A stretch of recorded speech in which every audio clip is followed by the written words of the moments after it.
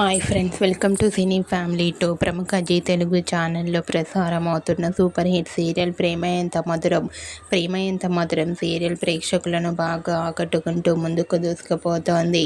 ఈ serial heroine Sriram Venkat and Varsha ఆర్యాను క్యారెక్టర్లో చాలా అద్భుతంగా నటించి తమకంటూ ప్రత్యేకమైన గుర్తింపుని సంపాదించుకున్నారు.